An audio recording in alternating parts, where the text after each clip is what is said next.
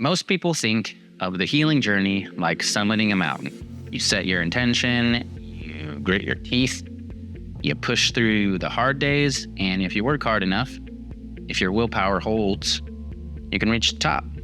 And I understand why that image is so appealing. It's empowering. It makes healing feel like something you can achieve through your efforts, something you can earn.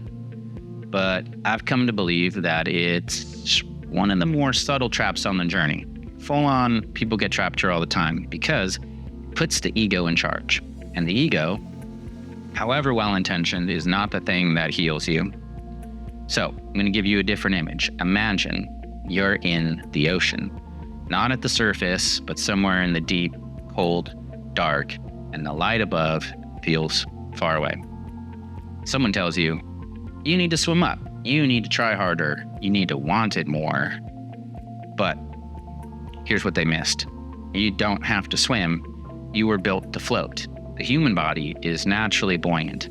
Left to its own design, it rises. That's its nature. And healing works the same way. Biologically, spiritually, at every level of your being, your system, when given the right conditions, already knows how to move towards wholeness. Doesn't need to be forced, it needs to be allowed.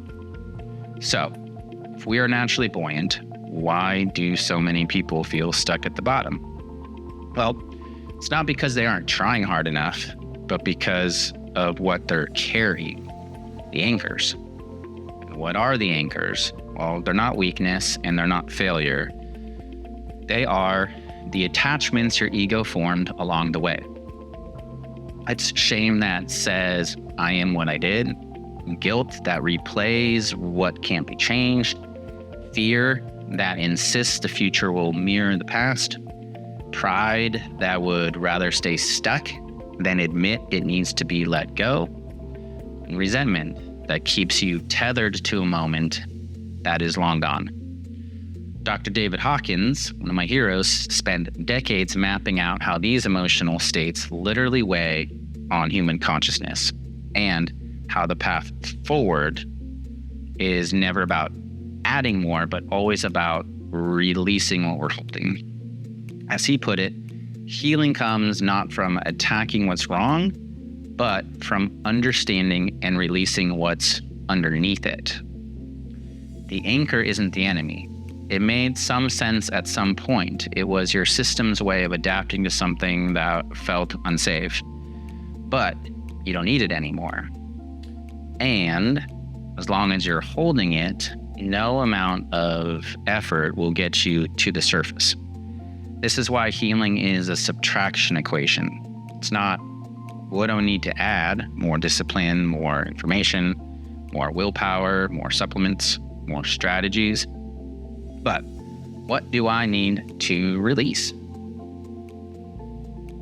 What story am I still carrying that stopped being true a long time ago? What emotion am I gripping because letting go of it feels like losing something? What identity have I built around the very wound that I say I want to heal? These are the questions that change things, because the moment you release an anchor, even slightly, you don't have to do anything else. Your nature takes over and you rise.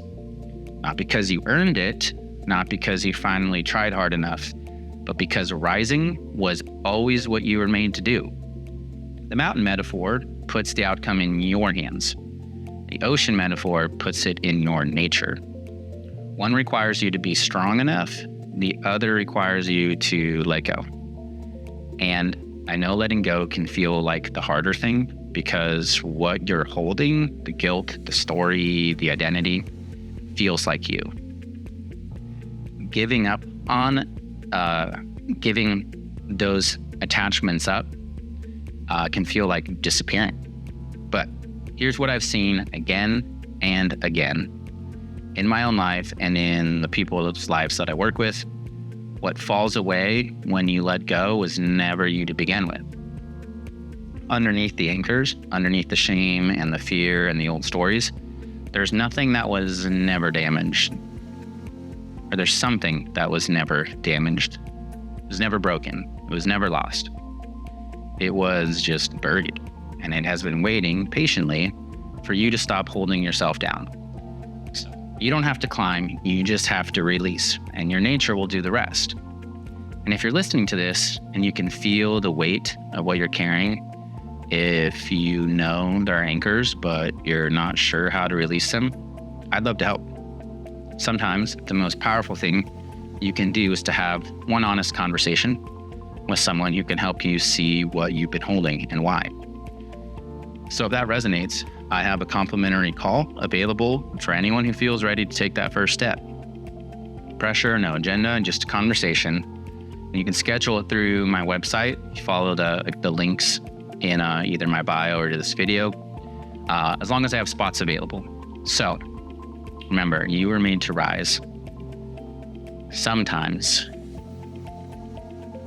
you just need someone to help you find what's keeping you down. If you like this video and this is helpful, there's more that you can find on my channel. And if you know someone that needs to hear this, please share it with them. And also don't forget to like it. Thank you.